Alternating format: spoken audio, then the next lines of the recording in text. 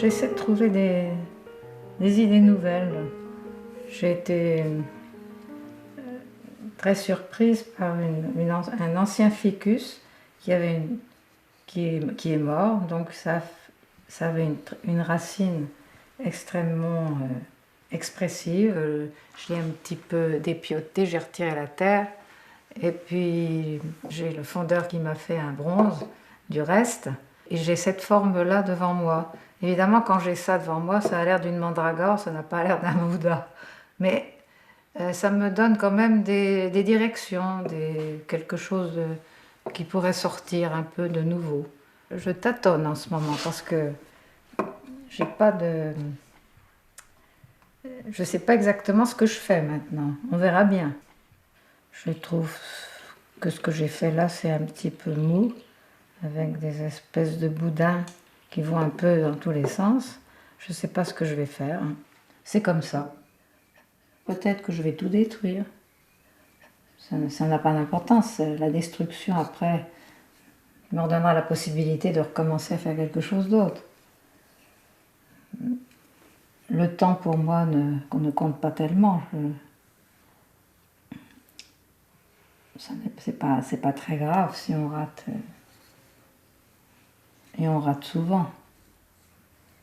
Avant de trouver quelque chose de vraiment intense, quoi.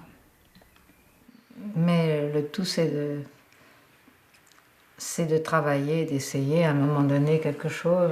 On ne sait pas pourquoi, une espèce d'état de grâce surgit et on fait quelque chose de plus intéressant. Et voilà, c'est-à-dire que je vais encore circuler, voyager, donc je suis un petit peu distraite par l'extérieur, parce que mais cet extérieur m'inspire aussi, puisque je vois des belles choses, des belles architectures, des belles sculptures. Par exemple, cette poignée de main, je l'ai dit, poignée de main. Hein. Si vous regardez la photo là, c'est une photo agrandie du musée ethnographique d'Athènes. C'est une toute petite sculpture en terre comme ça. Et j'ai trouvé ça tellement émouvant, tellement beau. J'ai fait cette sculpture, la poignée de main là, une main noire et une main blanche. C'est pour ça que les voyages pour moi m'inspirent beaucoup. Et je ne veux pas à tout prix fabriquer beaucoup de sculptures. Il faut que ce soit vraiment intense, sinon c'est mieux de rester contemplatif ou de lire ou de faire autre chose. Je n'ai pas besoin des sculptures, j'en ai fait beaucoup. Donc je continue parce que je voudrais trouver quelque chose de neuf.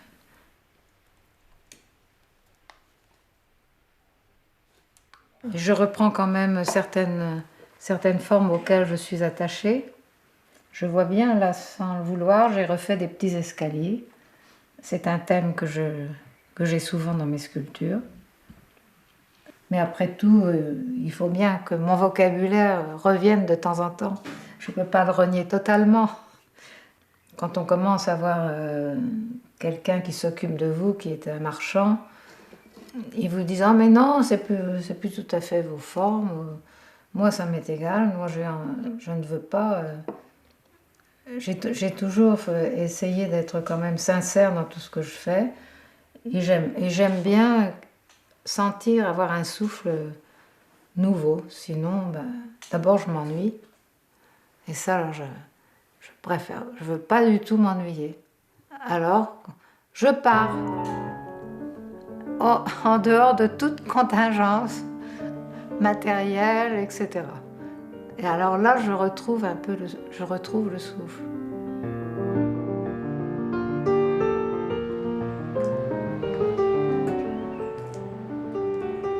Ça, c'est une sculpture que j'ai faite en mémoire de mon fils David Marty et que j'ai intitulée « Personnage au portique ».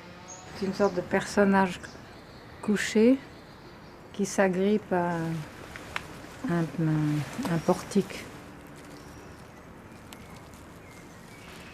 Il y a beaucoup trop d'herbes. Il faut que je les retire, toutes ces herbes. Ça cache un peu trop les sculptures, bien que j'aime beaucoup.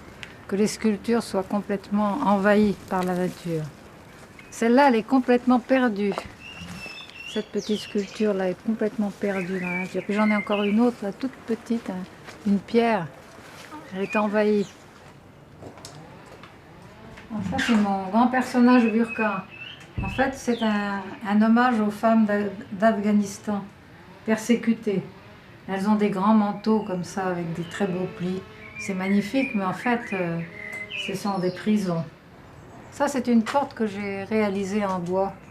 Et là, devant, c'est une sculpture de Stali, qui est une présence, comme ça. J'ai une petite présence de lui, ici.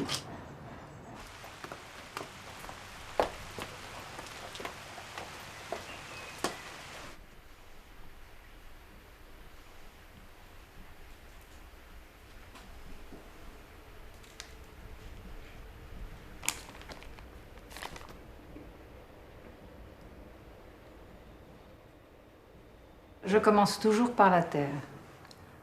Mais ça n'est pas suffisant, car la terre, c'est un matériau qui est très plastique. C'est pour trouver des idées, pour changer, pour donner des directives, c'est formidable. Après, je passe au moulage avec le plâtre.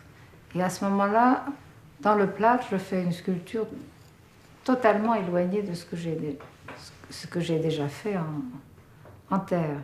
Les sculptures que je fais maintenant sont quand même difficiles à faire tenir debout. Et avec la terre, on n'y arrive pas.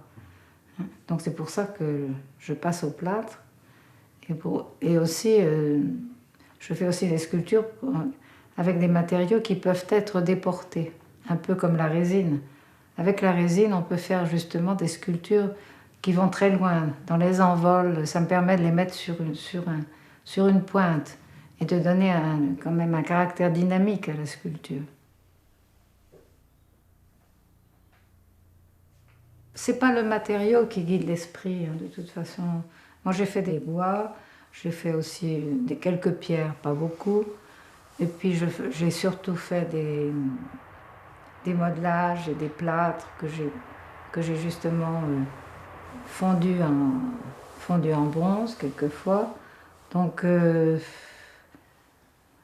en fait, puis il y a la terre toute seule aussi. Donc, c'est pas une question au fond de matériaux. Vous pourriez faire une très bonne sculpture dans une motte de beurre.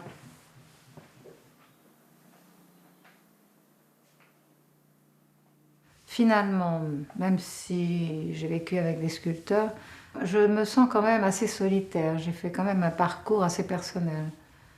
Ce qui m'a donné peut-être la force de trouver justement une personnalité. Et c'est intéressant parce que comme l'autre a toujours un œil frais, il peut regarder ce qui cloche dans ce que vous faites. C'est ce qui se passait entre Stali et moi. On se sentait très proches, ça, il n'y avait pas de doute. Très proches par l'esprit. Chaque artiste cherche une vérité en lui quand même, la vérité intérieure, la recherche intérieure, ça vient de là quand même. Tout ce qu'on peut pondre à l'extérieur, ça vient quand même de l'intérieur.